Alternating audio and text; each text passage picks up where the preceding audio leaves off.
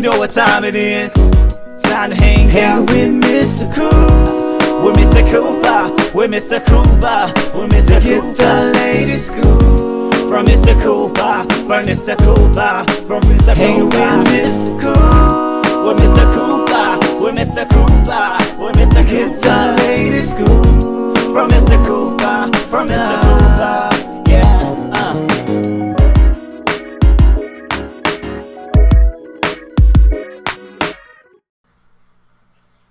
Welcome to the Big Scoop with Coop. I'm your host, Coop. Season 8 still going strong, people. If you haven't, make sure you go to the bigscoopwithcoop.com where you can catch episodes from Season 1 all the way to Season 8. Big shout outs to everybody that's watching on Facebook. What's going on Facebook? Facebook.com/the Big Scoop with Coop. Also, big shout outs to everybody that's watching on Instagram. IGTV, baby, at Big Scoop with Coop. Big shout outs to everybody that's watching on YouTube right now. YouTube.com/the Big Scoop with Coop, or just go to YouTube.com and search for the Big Scoop with Coop. Make sure you click the like and subscribe button. Enough about me, people. Today's guest, she's been labeled the Scream Queen. I have Miss Brooke Lewis Bella. Now, Brooke has actually earned a reputation and the title of Scream Queen. She's been in a lot of horror movies, and she is really doing her thing in that genre. But you also can catch her in other movies. She has 2 big movies coming out soon. It's The Day of the Living Dead and Red Rooms. But she can also be seen in Our Murders, Sinatra Club, and Half a New Year. I will show you a clip of Half a New Year, and after that, we will be speaking to Miss Brooke Lewis Bella. And if you fall in love with me, we're done. And seriously? Red roses? What is this, prom? Buy me something I could use. Like a Fendi bag. Okay, yeah. Fendi bag. Okay, yeah. All right, yeah, I can do that. Also, I wear 6-inch heels. I know you and my brother we're friends, but if he so much as hears about this, my entire shoe goes up your ass.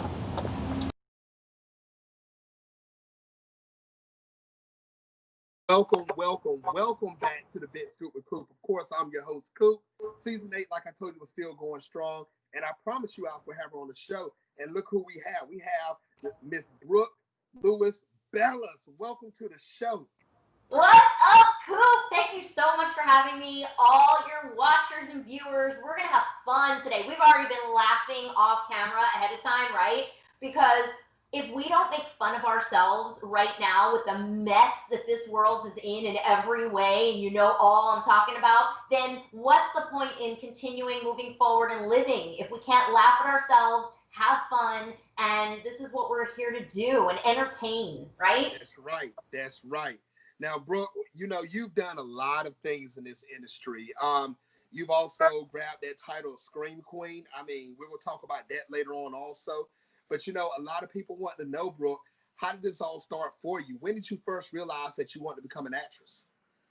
You know, Coop, I knew very, very, very early on. Like, my parents were divorced when I was 2. I was often lonely, and I'm honest about that, you know, and I think that if we relive our childhood, and a lot of us have had, you know, somewhat challenging childhood lifetime, right? And so when I relive my childhood, I spent a lot of time sitting by the television set, literally, like looking into the TV, and I made friends with the people on the shows, like legit. Like I would talk to the characters as if I was one of them. And I think in some cuckoo way, it led me to tap into my emotions. I was a very emotional child. I tapped into those emotions. I found ways to sort of emote my feelings. And I don't mean to sound so actory by saying that, but it's my honest truth, you know, like emote and learn how to express myself, albeit nutty, but I did it, and it led to me taking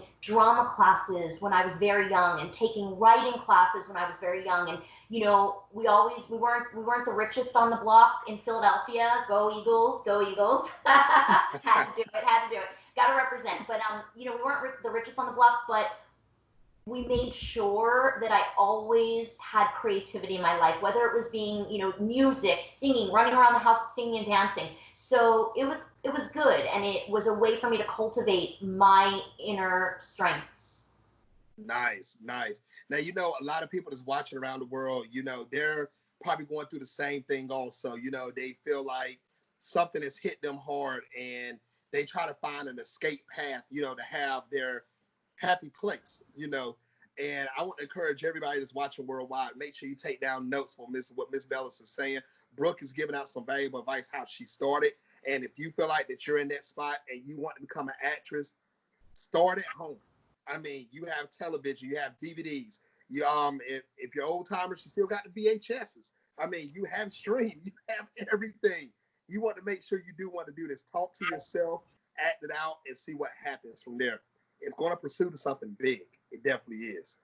100% Coop. I mean, and I cannot tell you, know, I have an alter ego character we can talk about later that became known in the horror genre, and I don't want to jump on your questions, but Ms. Vampy. But Ms. Vampy, I authored a book for teen girls, you know, Ms. Vampy's Teen Talk. She's a Brooklyn vampire, so comedic Brooklyn vampire, but you know, Ms. Vampy's Teen Talk, there's a lot of power in your choices, and I share that because I agree with you. I want all the viewers to really hear what Coop is saying, because you don't need a ton of money to do it. I promise you, I'm living proof. You don't need to come from a famous creative family. I didn't, we didn't, right, Coop? But Right. What you need to do is have the internal strength and courage to make something happen and use anything positive in your favor, whether it's your mentors, whether it is something online. There are, especially now, and we were talking about the pandemic offline before, but there are free classes being offered everywhere now, you guys, online. So take advantage. I'm still watching them. I'm so blessed. I've been watching them through the isolation. There are so many courses on YouTube. You can learn acting. You can learn to write. You can learn to direct. You can do it on your own. That's true. That's very true. Everybody, make sure you go look for these classes. Go look for them, but not right now, because we're in the middle of the interview. You want to finish the show first. Then you're going to go look for them. You definitely are. Yeah. Now, Brooke, like I said, you've done a lot. And when you got yourself into this industry, did you have any mentors to help you out on the way? Honestly, and I love that question because I'm inspired to answer it honestly. And, you know, I was not fortunate to have, I had a very loving and supportive family and friend base always, and I still do to this day. And so, you know, that is something that I would encourage each of you to really tap into your love and the resources around you, because they've been the ones to be my true supporters of, you know, Brooke, you can do it even when the chips are down, even through the ebbs and flows. And there have been many ebbs and flows, Coop and viewers, I promise. But, you know, I think I taught myself a lot, and I was always very inquisitive. I've always been overtly educated, and that even means educating myself. And whether that was going to the library when I was young, when there were libraries that were popular before Google, you guys, but you know, there are again resources. And so I always tapped into the resources, and I studied the women who inspired me most. And that's actually an exercise that I do with people all the time. Even I used to do it when I was life coaching a lot more too, and life coaching on TV and stuff. Who inspires you most? Men, women, it doesn't matter. And write down a list of those people who inspire you, because there's something in them that is a mirror for you, for each of us. And I can share, you know, for me personally, and I think in some way, you know, these people inspire a lot of people. And of course, it's for me, I'm still in love with old Hollywood. If you saw my home, you would know. But like Elizabeth Taylor is one of my forever icons, right? And Mae West. And the reason that Mae West was my height and my curvy measurements, although I'm much curvier now after quarantine because I ate more pizza and wine than I ever thought I could. I was telling Coop that. I'm like, I'm embarrassed to go on camera. I've gained 6 pounds. But back to the question. So Elizabeth Taylor and Mae West they went through a lot. They had a lot of challenges in both professional life and personal life.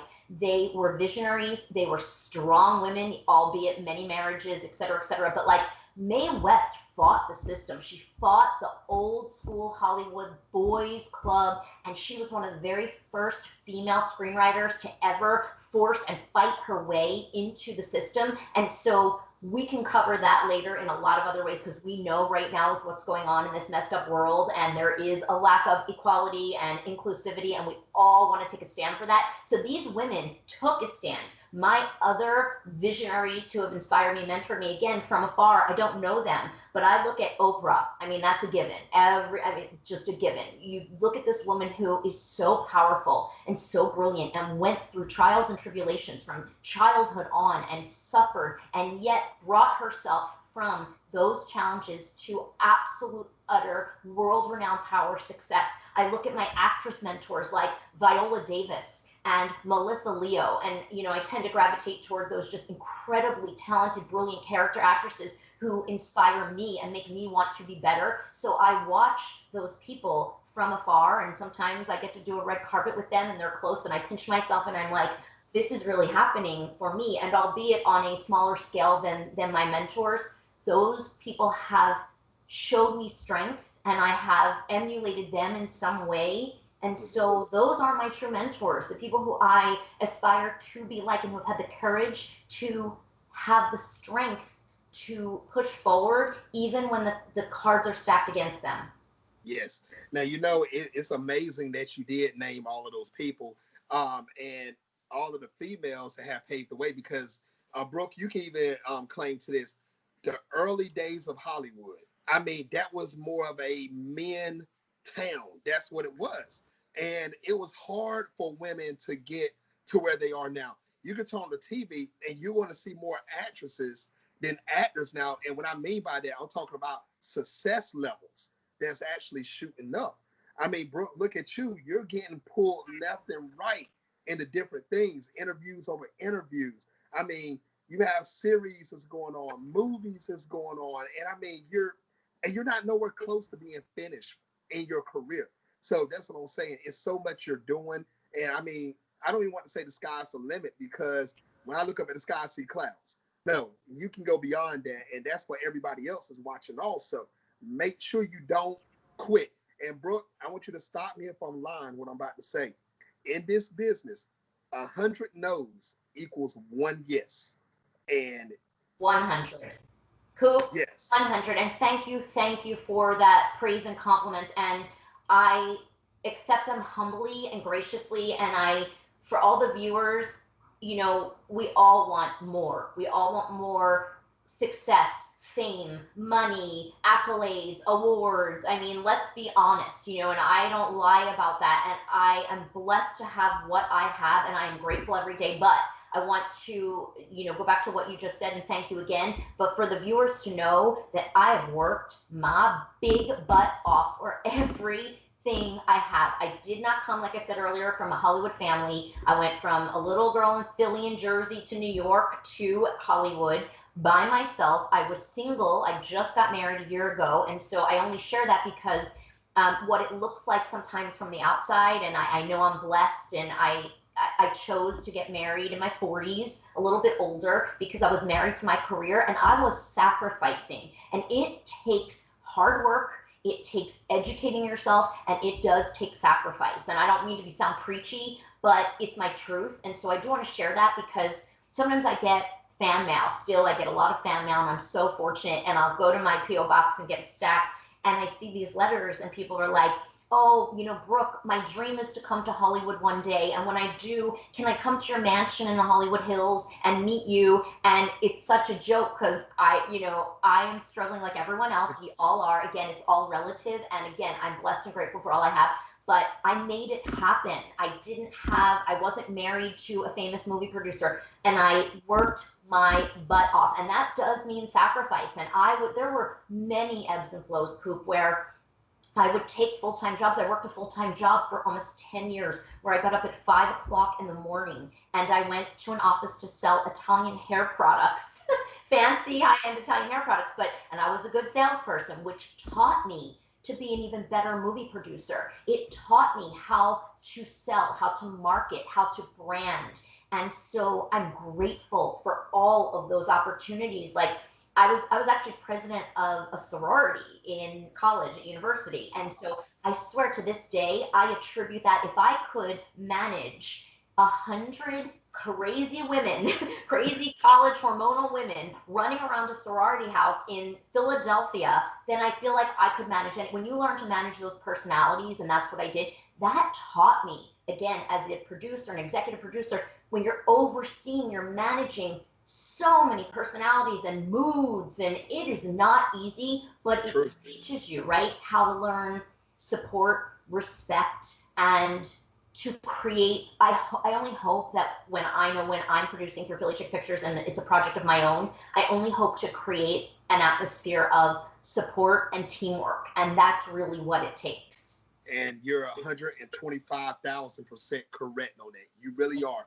Now, Brooke, since you just said that, you said that you worked your butt off to get to where you're at today. What are some of the hurdles that you went through? You named some of them already. You didn't come from a family that's in the business. Right. And everybody that's watching worldwide, if you don't know what I mean by in the business, I'm talking about the television and movie industry. So Brooke knows what I'm talking about, but I just want to let everybody know what I'm talking about. It's television and movie industry. Mm-hmm. Now, what hurdles did you go through to get to where you are now sitting in that seat today? Yeah, thank you for that question. And it's a powerful one. And like you said, we discussed some of it, but I've been so blessed. I mean, I graduated college, went right to New York and landed Tony and Tina's Wedding, equity contract off Broadway, 7 shows a week. And so I was like living large at 21, 22 with an equity contract and full benefits and vacation days paid. And it was the life. And we're hanging out with Broadway stars.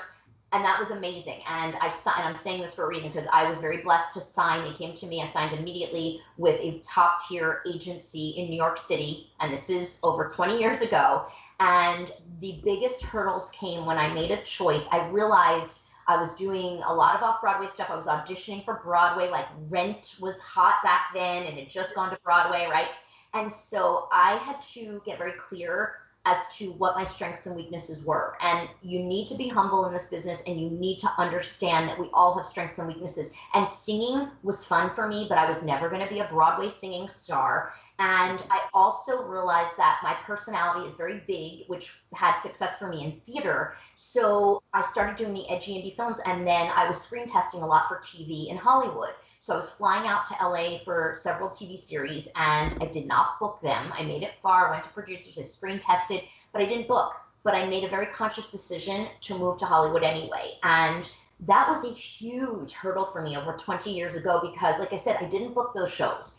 And you save money, which if you're coming to Hollywood, guys, you've got to save your money. You save money, you live on that for a period of time. And I think this is the mistake that a lot of young people make. They come, they live off their savings, they rock star party, and I did it, and I'm guilty of it too. But then what happens when that big job doesn't come? And I came here with a top tier agency, and they would not sign me in Hollywood. As soon as I got here, no one cared about all the indie films and me going to Sundance Film Festival. No one cared about the training in New York. No one cared about the Broadway and off-Broadway stuff. They were like, where's your TV cred? And I had some soap stuff, like day player stuff here and there. Yeah. I didn't have the TV cred, and that definitely was an enormous hurdle. And I made a decision to stay, and that meant, like I said before, taking a full-time job for 10 years almost. And I was very fortunate to be able to come and go. I booked a TV series on Fox TV in between that time in 2004. But then when the series got canceled and I was up for another show, I had to make a choice. And my boss said to me at the time, look, you already left for a month to go do that TV series. You can't leave again. You have to make a choice. Do you want your job or not? I chose my job. And that is a huge hurdle, but it was a responsible choice for me to make as a single woman in Hollywood who did not want to have to go back to her parents' couch in Philadelphia, or New Jersey. So financially, that's a hurdle. And I also sacrificed a lot of relationships throughout my career, albeit I'm blessed, and I feel truly that waiting until I was older to find the one for me was the best decision for me. But I did sacrifice a lot. I would take indie films and have to travel to Michigan, to Las Vegas, back and forth to New York. And I did not put my relationships first, and I put my career first, which I have no regrets.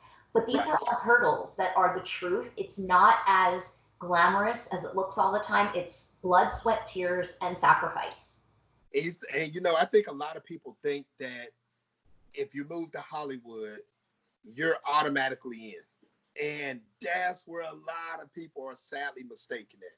Yeah, I mean, I've heard so many stories with past guests. They were busing as waitresses and they slept in their cars And he did the same thing. She did the same thing.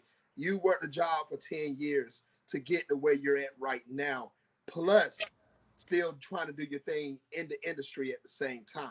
I mean, there's a lot of work, people. So I just want everybody to know, don't think just because you pack up your bags and move to California that it's an automatic instant success. You have to work harder because now you're in the same state, in the same city as everybody else is trying to do what you're trying to do. So guess what? Competition picks up. So make sure you know what you're doing when you go out there. Have a plan from A to Z, not A to B, A to Z. Make sure you do that. Now, we've heard about your hurdles. We heard about what you've done, how you started. Now, let's talk about the present. Now, you've received this title, Scream Queen. Exactly. Now, tell everyone, how did you get this title? It's crazy, right? And you know what? Just so you guys all know, I embraced it and I still embrace it. And it's crazy because, like we said, I started on Broadway, off Broadway, doing indie films, a lot of dramas, a lot of mobster movies between New York and LA, right? And then all of a sudden, I become a known Scream Queen. And I was a horror fanatic when I was a kid. I was obsessed with the 80s horror films. I loved vampires. So trust me, I believe I manifested it in some indirect way, right? But never did I imagine, I don't think you wake up one day as a little girl and go, I'm going to be a famous Scream Queen. But it happened, and I love it. I'm grateful. And so how it really happened, and this is a very long story, Coop, so shut me up, but I'll give you the Reader's Digest version. It's hysterical, quite honestly, so I got to share it. Okay, so being back in New York, and when I moved to LA, again, like 18 years ago now, or what have you, I was going back to New York a lot. That's another hurdle. Things, like I said, I didn't get signed with a top tier agency here. I got signed with a great agency, but things weren't moving as fast as I had hoped. So I kept going back to New York to work with, and that's what you want to do. Again, that old cliche about building relationships. So I had built relationships back in New York, and I had worked with and for a couple of production companies back there, always like assisting, always learning and watching them. And so when I got here, we had wanted to partner up to film a feature film. And my old producing partner, Ken Del Vecchio, back in New York, said to me, let's make something and you be our LA liaison. I had launched Philly Chick Pictures. I had studied. I had gone to producing classes and workshops. And so I was a visionary, as I always am again. And I admit that. I humbly say that. So I end up going, I'm going to jump ahead. So I end up going to Sundance Film Festival 2004, basically to party. All my friends had films there. And I was like, I just moved here. So it was exciting. So we go to Sundance and I'm paying attention. And I see the very first Saw franchise of the franchise. Yes, James Wan's Saw.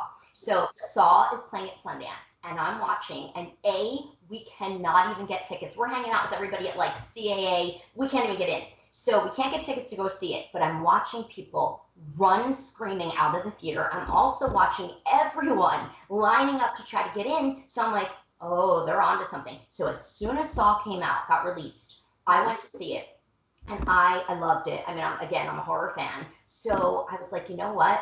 They're really onto something. I'm seeing like a cycle. That was the beginning of sort of like it was after the Scream franchise, which was more like kiddie horror, like Warner Brothers, WB kind of stuff. And then I'm like, okay, they're onto something, this like psychological thriller stuff that I love. I love thriller. I'm a Brian De Palma junkie from back in the day. So I like those thrillers. So I call Kenny, my partner in New York at the time. I said, okay, here's the deal. I will be your LA liaison. We will produce a feature film together. What we're going to do is, I give him my pitch. I had nothing to lose at that point. And I said, I'll run the show here. I will help you raise financing for the film. I will bust my butt. And I said, but here's what I want to do. I want to make a ghosty Saw.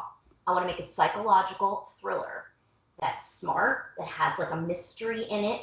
And I'm like, I'm going to play the brunette female lead. What we're going to do is we're going to surround me. I learned the ropes here, guys. I learned how this works because, again, it's never just spoon-fed to you. It just, unless you're 18 years old or smoking hot or sleeping with one of the producers, it is honestly not just handed over. So I said to him, we're going to create a platform for me.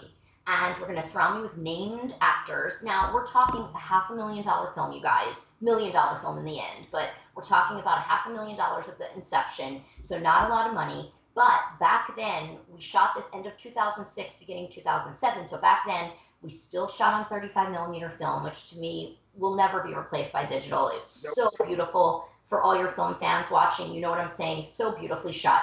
So, and then we assembled Charles Durning, rest his soul, Oscar-nominated Charles Durning, Dog Day Afternoon, Tootsie, right? Tootsie, Best Little Whorehouse in Texas. We got Michael Pare from Eddie and the Cruiser, Streets of Fire, Philadelphia Experiment, and Eric Edibari from Witchblade, and all these soap stars in New York. And so we really had a great thing. And that was the point, was just around me with named actors to bring my like Q factor, as they used to call it back in the day, up. So we're doing this film. We develop it we started the inception in 2004, we're raising money, we're packaging it as a team through end of 2006, beginning 2007. So hear what I'm saying, you guys. You're talking like, 2.5, almost 3 years. So moving the story along, we get down to it. I'm the only female producer. I want to be respectful, but I have to share that it didn't exactly go in the direction that I wanted it to. We had a lot of very testosterone-driven men who I loved back in New York. That's all I will say, because I want to be politically correct, but I want to share, who, when we're about to put the breakdown out, and I said, this is amazing, we have great indie names, and at that point you could still get a limited theatrical release for a film, right? I feel like I'm so old school, but for the old school viewers, you're going to love it, right? Limited theatrical, you could get into a great film festival and get discovered for distribution there. So I'm like, this is amazing. So they have a meeting at the old boys, here the good old boys, Mae West and Elizabeth Taylor are listening now. So they have a steakhouse dinner, and we get on a conference call after with all the producers.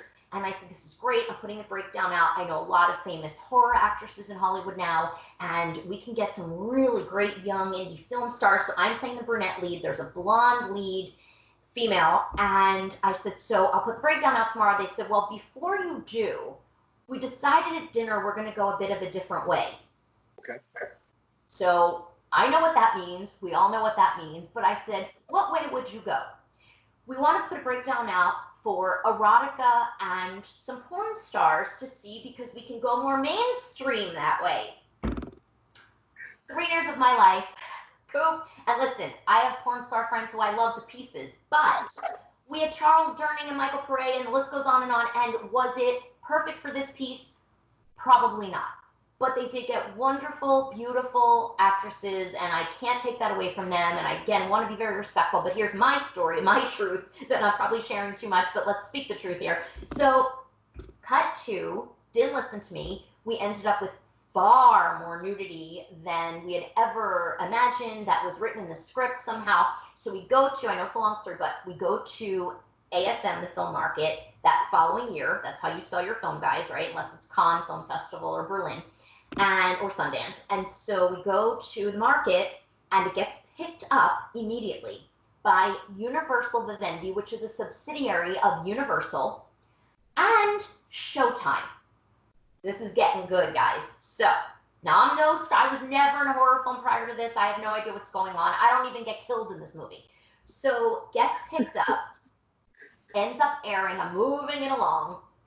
So by the way, the original title was Polycarp, which is a biblical reference to the book of Revelation in the Bible. It was really smart. It was a detective mystery where body parts were like, after the murders, you had body parts left over with like a tattoo from the Bible. It was really smart. They changed the title, and this is what happens to your film, everyone. They changed the title to Kinky Killers. Yeah.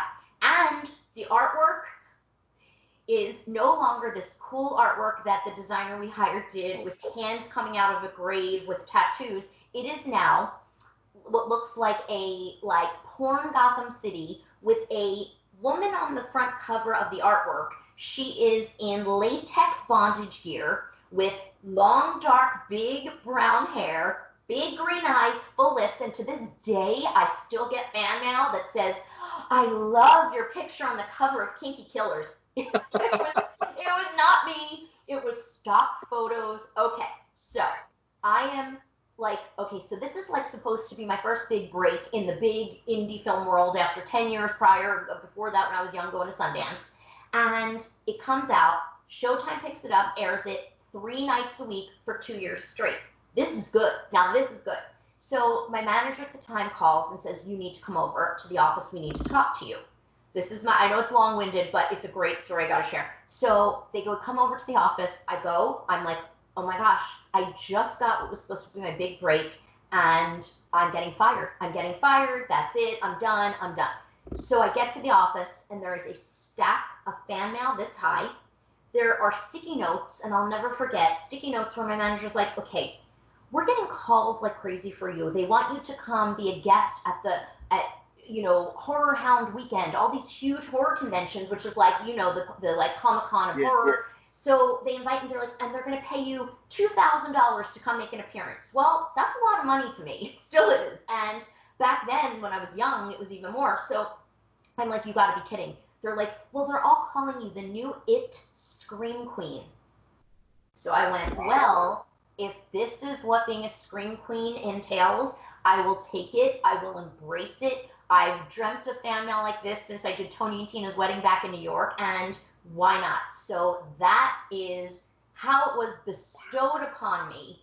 And all I want to say real quickly, I'm sorry, Coop, I know I'm going on and on, but real quickly what I want to say is what I did for the viewers is, and I'm very proud of this, I took that Scream Queen moniker and persona and I made it work for me. And that means I gravitated toward a lot of mysteries.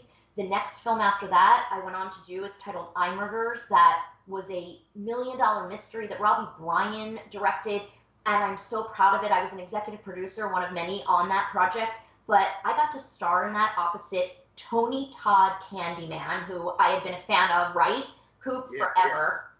He's amazing, amazing. Billy D. Williams, Gabrielle Anwar, William Forsythe, Frank Grillo, Terry Columby, the list goes on and on. And so what an incredible opportunity, and I really do believe, and that was with my old partner Kenny as well, and I do believe that had I not had that Scream Queen persona and moniker, then I would not have been getting these direct offers to act in these incredible films that I've been blessed to do all these years later. And so, guys, what comes to you, just embrace it. I mean, it was, and at that point I'm 30 years old, and you're like, what is to come? I don't know, but I know this is here and now, and I'm going to live in the moment and choose and embrace it. And so I did. That's crazy. Now, all the fans of Brooke Lewis Bella's right now, if you always wonder how she got that name, I guarantee you did not know that full story until now. I just gave you the scoop right here. I just did. That is crazy how all that did a 360 for you. And look where it put you at.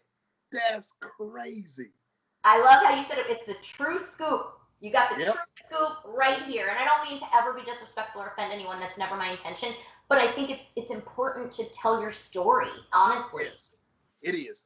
It is. Now, we heard about Scream Queen, how you got this and it blew you up. It really did. Now, how excited were you when you actually got on these 2 different names I'm about to say? I Murders, Sinatra Club. That was another step right there. Yeah. Now, when you got the call for both of those, how excited were you? So I don't mean to burst your bubble or anybody else's, but again, my truth. So I was one of many producers on both. So again, I Murders, yes, it was immediately following the explosion of the Showtime, with Kinky Killers. And so again, I worked with Kenny and Robbie back in New York. I went back to New York and I was one of the producers in I Murders. And so that to me was incredible because it wasn't some schlocky horror thing, blood and booze type of deal. It was a really smart murder mystery. I love those murder mysteries. Like I said, I love De Palma. I love Hitchcock. So I love the red herring style mystery. So that was an unbelievable opportunity. And that is what led me, I Murders, on my, Scream Queen path again. Sinatra Club, that's an interesting story, and I will make it quick, I promise, even though I can't not give details. It's just the actress in me, the storyteller in me. The scoop on Sinatra Club is great. So I actually found that script at a party, at a Halloween party, go figure, in 2004. So I hadn't even become a Scream Queen yet, but this is a mobster picture based on a true story. And so I find the script at a party through a gentleman I met, and he sends it to me, to my production company, Philly Chick Pictures. I fall in love with it. There is, and it's something that the viewer should know, it's important to me. If I'm ever going to produce anything, I must act in it, because acting is my heart, soul, core passion. So that comes first. And so I was so in love with this story. It was based on a true story. The night John Gotti became John Gotti. So it's the Salobots Polisi story about his life. He was one of Gotti's guys, and he had gone into the witness protection program years prior and wrote a book and released his story, and this was loosely based on his story. So it was so wild. So I'm in love with this. I briefly option it for a period of time. I hire the director. We take this picture, and this is so important for you filmmakers to hear. 2004, I told you, Halloween. Mm-hmm. We develop it and raise money. It falls apart. It comes back together. We shoot it in 2009, you guys, and then it releases originally through Warner Brothers in 2011. So when I'm telling you 7 years, and you're talking a $2 million picture, so you know we're not pocketing a ton of money at all. We're putting it on the screen, but that is one of my most cherished projects, because that was such a struggle and such a challenge to be a woman. Again, one of the two female producers on board a project with a lot of testosterone-driven men, as you can imagine. You know, a lot of mobsters, honestly. Fun part, we'd have meetings at midnight at the famous Sportsman's Lodge in Studio City. Yep. It was such an experience that I will remember, both positive and negative, for the rest of my life. But so this piece that I got to do, and I played a supporting role, and I focused a lot on the producing part of this one. And we got to act with Danny Nucci from Titanic, and Jason Gedrick from Iron Eagle, and Michael Nouri from Flashdance, and Ellen Hallman from Spartacus played the female lead, and the list goes on, and Joey Lawrence from everything. And like, I sit here and I'm like, I still can't believe it sometimes that I was one of the producers on a project like this. It took 7 years to make, and that just shows that you have to believe in a project so deeply, right? And trust me, I wanted to quit that project so many times, but you gotta keep forging ahead if you believe in something, whatever it is, whether it's film, whether it's any kind of work, whether it's a passion, whether it's something that you are standing up for right now in our society. You can never give it up. And so we brought it to fruition. I played Rosella. I was one of the comedic mobster hooker relief characters, and I'm honored to have been a part of that. And yes, you are right. And thank you, Coop, because that one did, in the more mainstream world, sort of put me on the map just a bit. And then I started to veer toward, besides the horror films, you know, I had the opportunity to do a couple great dramas and comedies, and it's just led me to where I am. That's what I'm talking about. Now, you spoke about hard work. You spoke about, you know, the people that you lined up with to get to, you know, in Our Murders and Sinatra Club. Now, let's talk about you a little bit. Now, you a little award winner that I know about. You know, you got a little something going on now. Yeah, you know, let's spread it up like this. Yes. Now, can you tell everyone some of the awards that you have won in your career so far? I'm so blessed. Thank you, Coop. And yes, I've won several, and you can go to my website or to IMDb and check it out. And I want to stay humble about it, because I want to say this, that I never expected any of them, truly, ever. And I hope that I can inspire people to do whatever it is you do and love, and then that's icing on the cake. That being said, again, another stepping stone to putting me on the map, especially in horror. My first, huge one was I won the B Movie Award for Scream Queen Horror Actress of the Year 2010 for my performance in Greg Lamberson's Slime City Massacre, which is a sequel to a cult classic from the 80s. And I got to shoot that. I was one of the co-producers, went to Buffalo, New York. They were treated us like gold, and I'm always grateful. And so that was big. I went on to, as I said earlier, create my Ms. Vampy character, and that is to create positive messages for teen girls. So a couple other awards that I cherish. I won a couple, it's called the Communicator Awards, and they're pretty prestigious, and I'm very blessed. And we just won another one recently, just about a month ago. Elena Jordan, from the host of AfterBuzz TV, and we gave such a heartfelt interview, and I have no idea how, but we won the Communicator Award. And so the Communicator Award is one it's not like the Emmys, but it's not far behind, and it is for communicating positive messages. So Coop, I'm gonna make sure we got to get you a Communicator Award one of these days, one of these years, because you deserve it. And I love what you're doing. And so we keep to our truth and we create positive messages. And so I did win one was for my life coaching, which is a video series years ago, 2013. Stacey Lane Wilson, who's one of my best friends, one of my wonderful directors, we won for Be You and Be Fearless Life Coach video series for positive messages for women. And my Ms. Vampy teen talk show, which was a talk show for teen girls in 2011, 2012, we won a Communicator Award for that. And I won for inspiring women in a, film or TV project. And so I have won a lot of those. They're probably, I am so grateful for all of my Best Actress awards. I've won many, and the Stella Adler Award at the Action on Film Festival a couple years back in 2017, and that was just, to be honored with something like that, where I know that they see a lot of projects, a lot of people. So thank you to AOF. They've been part of my family. I won the Wright Brothers Award there for film achievement in 2011, and that was for a short film titled Sprinkles that Roger Scheck wrote and directed for me.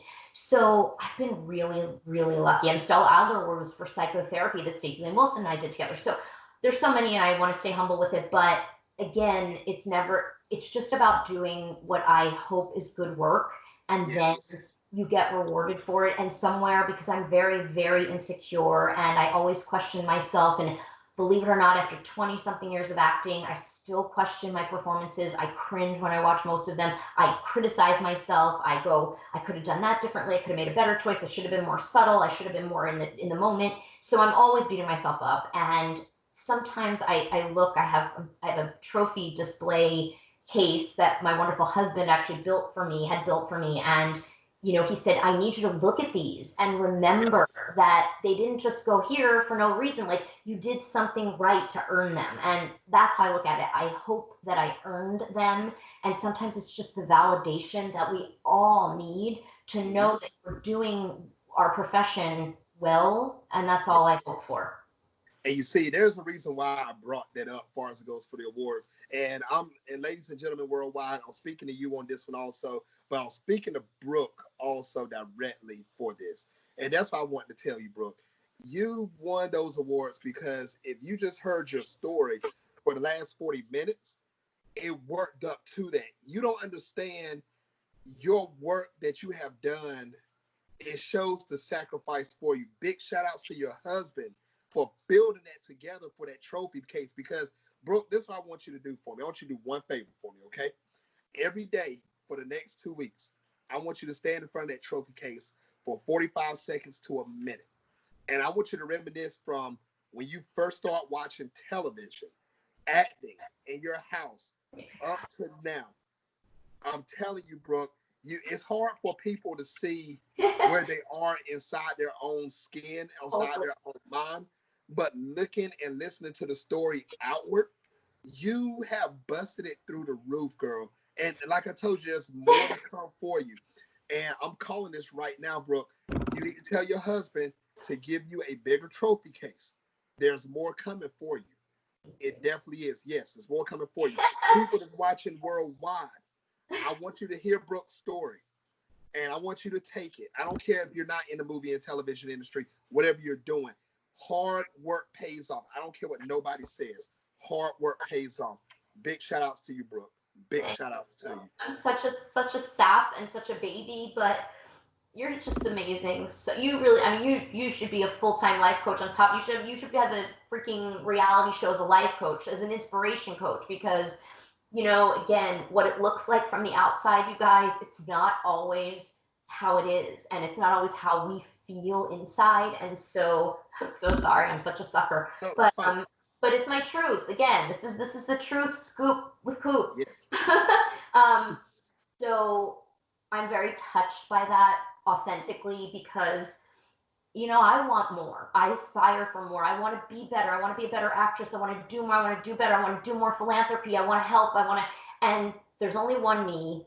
There's only so many hours in a day. And so sometimes I move at such lightning speed. I am, my husband makes fun of me. I'm like the Energizer Bunny. And like, I move at such lightning speed that like, I don't stop to smell the coffee or see the trophies, and sometimes I have to like remind myself to stop and go, stop fighting for the next thing, stop clawing, stop just That's right. let it go and trust it, and it's not easy. It's not. It's not. And also, I want to speak about in your career, and I want you to tell everybody about this. You're in a nice little series called Red Rooms. So, yes. Tell everybody about it. Thank you for bringing it up. It is in post-production as we speak, like diligent post-production. You guys, we're working our butts off. And let me tell you, again, for this, I hope everything I say is humble, and I hope that it inspires you all to forge ahead in the times of adversity. So Joshua Butler, dear friend of mine, we met in the horror circuit, and he's a famous TV director. He's super talented. He's directed The Magicians, The Following, Secret Circle, The Vampire Diaries, and the list goes on and on. We met, funny enough, relationships all through the horror circuit. He had a film titled Vlog back in the day in 2008 when we were with iMurders. Cut to now, we've become the dearest of friends, and we are very like-minded when it comes to the industry. And it's funny because we both sort of veered away from horror the last several years. And again, he became a huge successful TV director. And so we wanted to get back to our roots. We had been having conversations about it, and we shot a proof of concept back in, I would say, end of October, November of last year, before I went away to go to Reno, Nevada to film Stripped, the comedy TV series, which we could talk about later. So we decided to shoot a proof of concept when COVID-19 hit, and it was mid-March. We were all like shocked, right, as the world was, and we're like, what do we do? And, in no way meaning to be disrespectful, and I hope again that I was a catalyst to do something positive for the people who I work with, my peers and associates. And so I went to Josh and I said, we have to be safe, we have to be smart, we have to isolate, but we cannot let this get us. What can we do? Because this is just me. This is how, when I'm in the face of adversity, I've always taught myself to vamp it out inside and like forge ahead, right? So, and of course, we all have to give ourselves time to be in fear and to be scared and to question the world as we are right now, but I'm like, let's forge ahead. So I said, we can do this. And I had some financing in Philly Chick Pictures, and I went to Joshua and I hired him. We took his creative idea, the series that I had gone to him initially to pitch. He took it and took it in a whole 1,000 times better direction.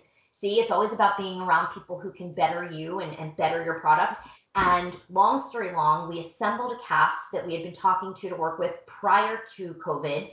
And that is Suze Lanier Bramlett from the original West Craven's Hills Have Eyes, Ricky Dean Logan, who I did psychotherapy with, from the Nightmare on Elm Street franchise, Noah Blake, Teen Witch, Teen Wolf, mega TV star when he was a young guy, and David Alpay, one of the stars of the Vampire Diaries. And so we were so lucky. Long story long, we forged ahead. We shot we spent the next 2 months, shot the entire horror streaming series virtually.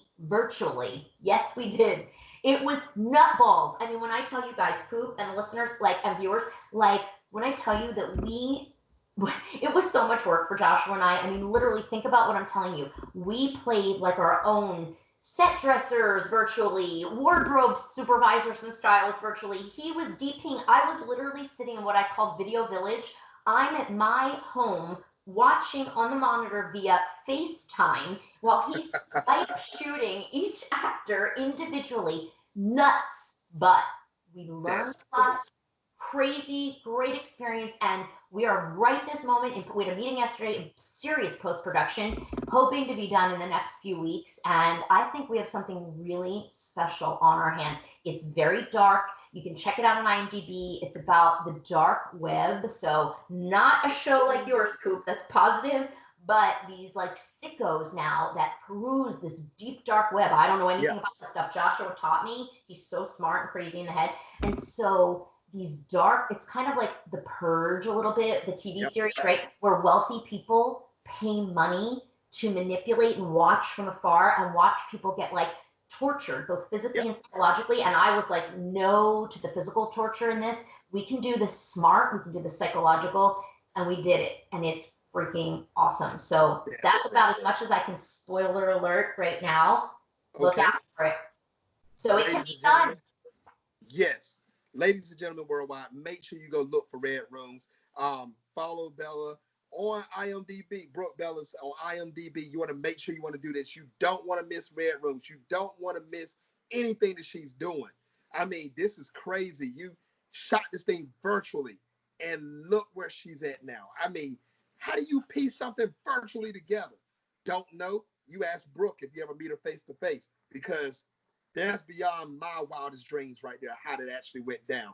Now, Brooke, I know you are a busy woman. I'm not going to hold you up much longer, but are there any other projects that you're actually working on that you'd like to speak about and tell everybody about? Yes, I will go very quickly. So, number one, very exciting, and this is kismet, Coop, that we're on today, because I want to wish everyone, even though they won't see it exactly today, but happy half New Year. So we're actually having a bit of a virtual half New Year party tonight with my real life almost little brother from Philly, Drew McInerney. He's my little brother in this film. It's titled Half New Year. It's a comedy, dramedy, drama that I am so proud of. It's one of those heartfelt little indie gems that you don't see much anymore. And you can watch it with us on Amazon Prime, and it was all over TV on demand. It released last September, but we just got in perfect time to celebrate for Half New Year. We just got a Tubi TV release. So it's on Tubi TV right now as well, which is like the hot new streaming show for you guys.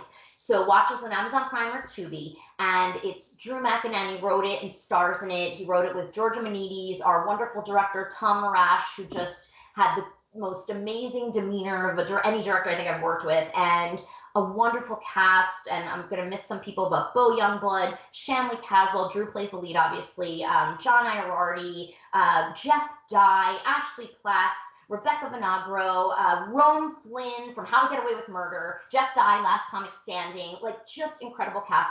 And I'm sorry if Matt Schulte, and anyway, so I know I try to get everyone in, and my little Jermaine Martin Alvarez, who played, oh my God, yes, Jermaine Alvarez Martin, who plays Marty. We have like a hookup, and he's a much younger guy. Anyway, check it out. So we are going to have a half New Year party tonight. And what we want everyone to do is make your resolutions. It doesn't have to be the new year. And I know the world's a mess right now, but make your resolutions, make your goals. You can set them anytime. Remember, as awful as things are sometimes, you can always dig deep and forge ahead. I also want to quickly shout out to Stripped, that Mark Klebanoff wrote with the amazing, rest in peace, Christophe St. John, wonderful actor who passed way too young, yes. And they had created this concept before he had passed, and we brought it to fruition. Klebanoff wrote it and directed it, and we went to Reno, Nevada to shoot it for the entire month of December. I had the incredible blessing to act in it opposite Casper Van Dien. He's amazing, Starship Troopers and everything.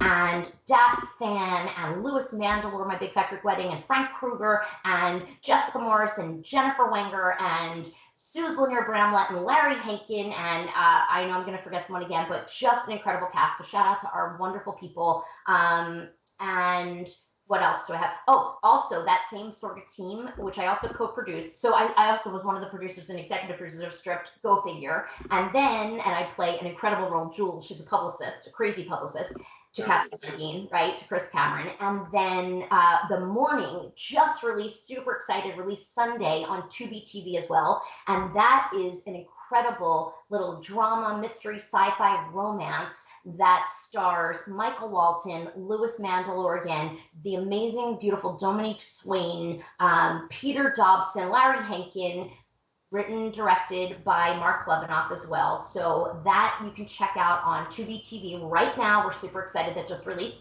And I feel like I'm missing out on stuff, but everybody, you can also check out any of my short films on Amazon Prime. You can check out Sprinkles. You can check out Alan and Millie, a short romance. You can check out Psychotherapy.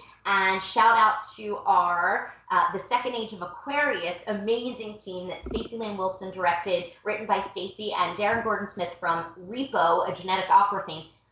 It's just, we're in post-production on that right now. It's being edited. So my head's spinning. I know I'm like driving you guys all crazy with so much information, but it's a lot. And, you know, timing is everything. And so, right, Coop, and during this isolation, look, it took 2 years for me to plan my wedding last year. I never imagined that I would get hit with a million projects last fall, and I did. And I'm so grateful because, you guys, I've been in those ebbs and I've been in those downturns and downtimes more times than I could have shared or explained or cared to. And so I'm in this sort of flow right now, and it's so great because I've been able to sit in isolation and work with all my different teams and be in post-production and be here with people like you. You know, I'm so grateful that you had me on the show, and we don't always have time to do this when the world is normal, but now is the time to connect.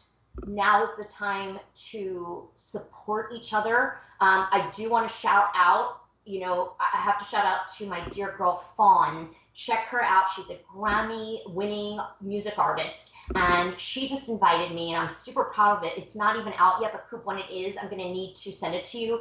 It's a very big for her new song, and it's both for COVID and Corona and our pandemic, and it's seriously for Black Lives Matter. And so she came to celebrity friends of hers, and I'm grateful to be considered that. But of course, I wanted to be involved to support. And it is all about supporting each other through the world messes right now. And it's wait for the sun.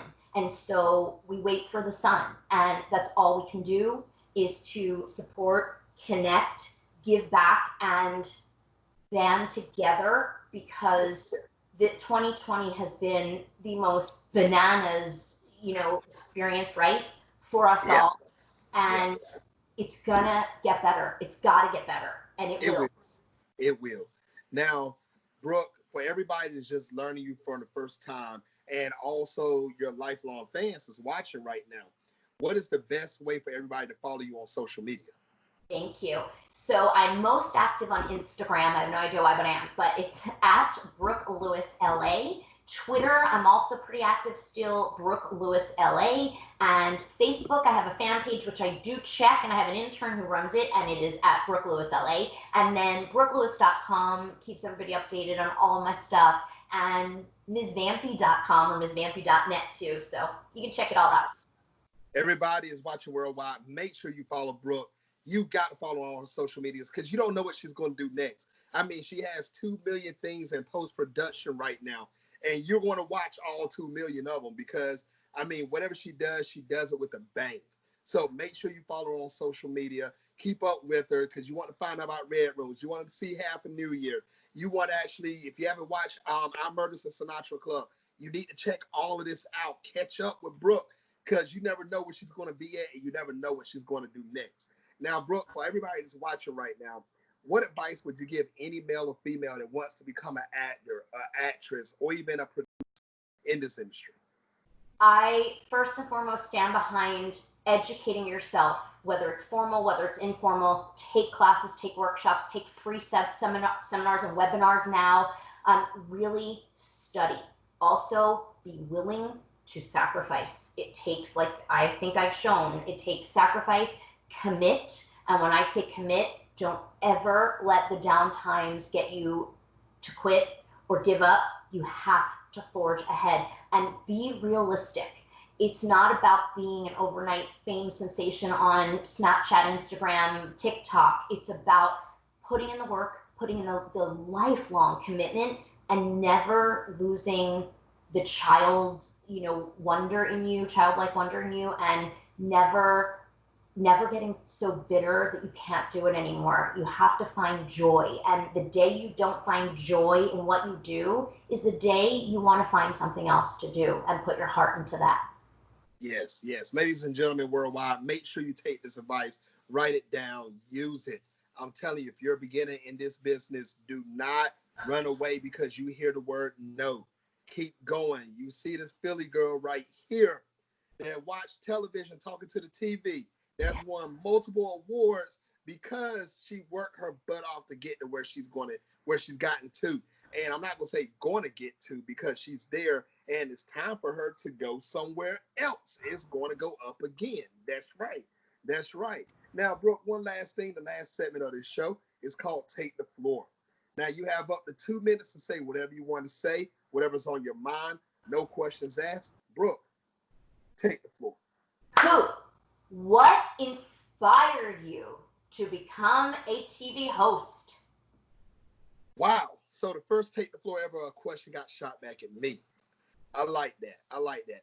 Well, for me, I actually started when I used to, years ago, I saw Steve Harvey. You know, Steve Harvey had his morning show on the radio, and he had his television show that was going on Fox. I'm in North Carolina, so it came on at 5 o'clock in the evening.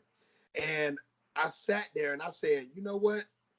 He has the gift of gab. God gave me the gift of gab. I went outside, told my next door neighbor, I said, you know what? I'm going to start a radio show first. That's why I told him. What year was He looked that? at me. Do what?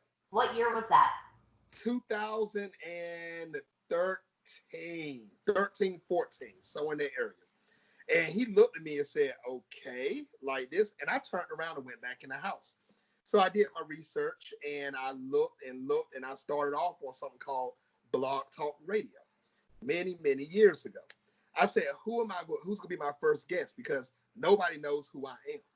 So I was in a couple of indie movies, and I had my filmmaker / movie producer, director as my first guest.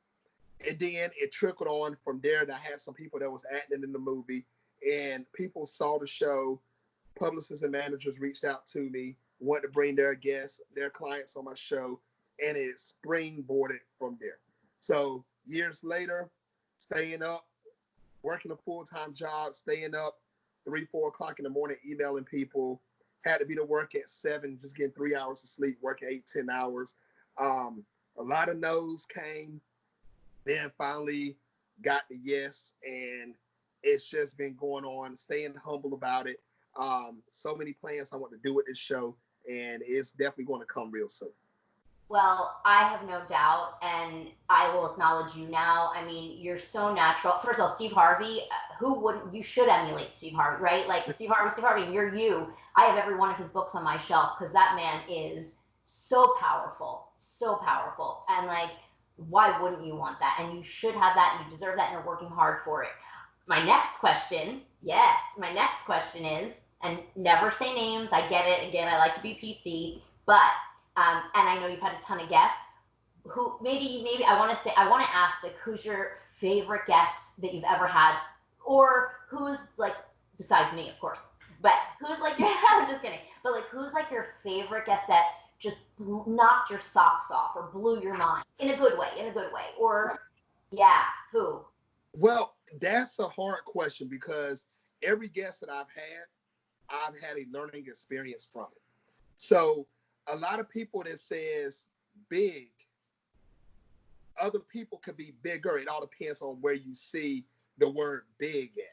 I've had people on my show from Kalita Smith, Darius McCrary, of course you. I've had, 8 seasons of this show, and it's so many names, and I hate naming names because they're going to hit me up and say, you didn't name me. Yeah. Yes, it's so many that I've had, a lot of names that you've seen in television, you've seen in movies, that's directed, entrepreneurs, CEOs, people in the gospel realm. I've had so many, and I have big names coming on the show also that's about to come on soon also. But I'm going to answer it like this. Every name is big in certain type of way. Just like I'm going to say to you, Brooke, every person you meet is going to be big in some type of way because you're going to get some type of influence or you're going to learn something that you have not learned before. And it's to the point now where I don't like using the terminology big. There's a lot of people that are well known that's been on my show and scheduled to come on my show. But from the people that you just met for the first time up to now, you can take a piece out of them and you can call it big. Like, for example, tonight with you, if nobody didn't know how you became Scream Queen, you can Yes, you can Google it and find probably some information on that, but we just heard it come straight from your mouth. That is big. Your trophies and the things you're about to do, big. So that's why I'm just saying every name that I've had on this show is big in some type of way. And I love it, and I'm glad to actually have you on the show because now your fans will actually now hear from your mouth how you actually got from point A to where you are right now. Totally. So then, all right, next question. So, where do you see your show, or what show will you be on when the world heals and the craziness ends, and you have any, whether it's this show, whether it's a mainstream TV platform, like in 5 years, what's your ideal show? I'm glad you asked that. Now, everybody that's watching, you're about to get the scoop on me. First guest in 8 seasons is getting the scoop out of me.